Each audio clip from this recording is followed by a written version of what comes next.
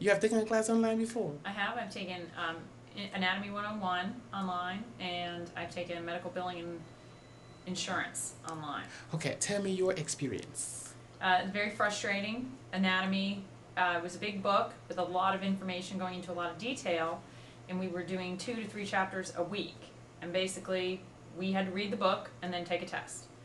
There was no supplement, there was no lectures online. I was going online searching for lectures from other programs. So I was actually watching, pre-med lectures from Berkeley, trying to get it to relate to the anatomy that I was studying. And I'm lucky because I have a lot of resources. My boyfriend is a computer engineer, so I have a computer, I have high-speed internet at home. I had access to resources that a lot of people here don't have access to. So I was able to do it, and I have the luxury of having him to help take care of my child, so I was able to spend time at the library.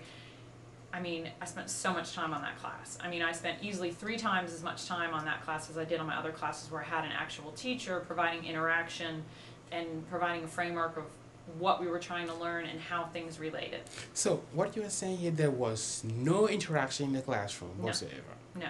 The teacher was unable to relate to you what anatomy is all about. No.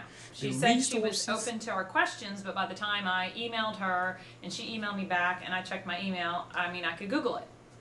So basically it was me, the anatomy book, and the internet, and I was trying to figure it out. And I'm a hairdresser, I'm not qualified to teach anatomy. Okay, so what do you suggest should be done to have improved the situation? I did a lot of research looking for materials that I could access from other schools that had programs online, and some of them just set up a video camera and tape the teacher's lectures.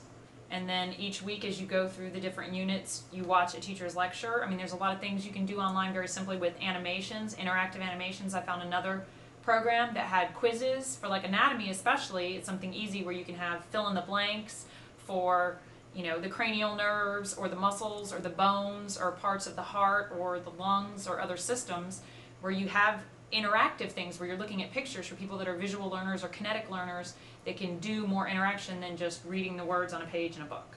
So what you are saying that the teacher did not bring all that resources into the the resources that are available online. I have a friend who studies criminal justice, and they do video conferencing, and there's lectures that come from the teacher that are videotaped. They have other activities that are interactive where they log on to sites and do actual things other than just read out of a book and take a test.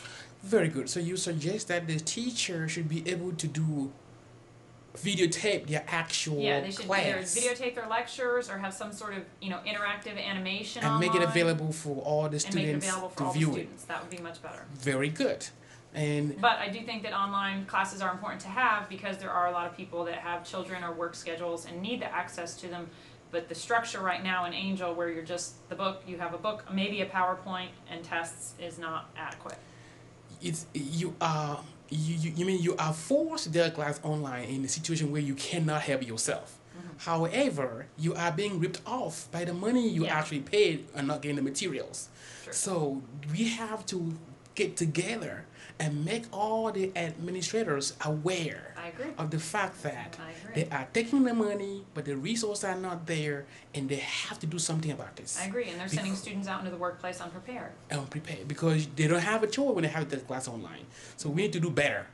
So that's exactly what this discussion would help us spread the news, make everybody aware that online is much more difficult, not what they expected, that the easiest class. It's the easiest for the school to make money, but it's harder for the student to learn the materials and go to the workforce and perform. And that's why we have so many people being laid off, and the economy is being affected for this. All right, thank you very much, Catherine. Now let's hear from Kathleen Thomason. Have you taken a class online before?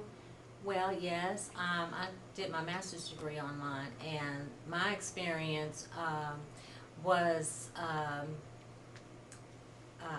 reflects what Catherine was talking about. As far as having the resources, first of all, I went to Columbia University Teachers College, and I did a master's degree in technology and education. And again, what she was talking about was reflected what the experience that I had at Columbia, where we had video conferencing, we had group discussions that were scheduled weekly.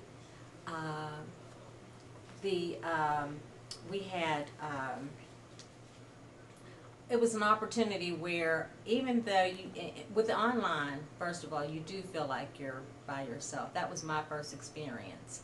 You feel like you're by yourself, you feel like you're alone, because it's different than the traditional classroom setting and learning situation.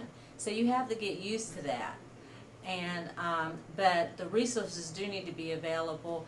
It's a different type of learning, but once you get accustomed to having group discussions with your classmates, the other people who are taking the course, you also have sometimes have video conferencing, the conferences where you can have group discussions.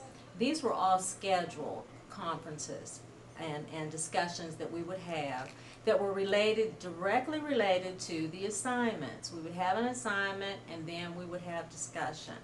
Opportunity for you to ask questions about things that you didn't understand, or the material that you were learning.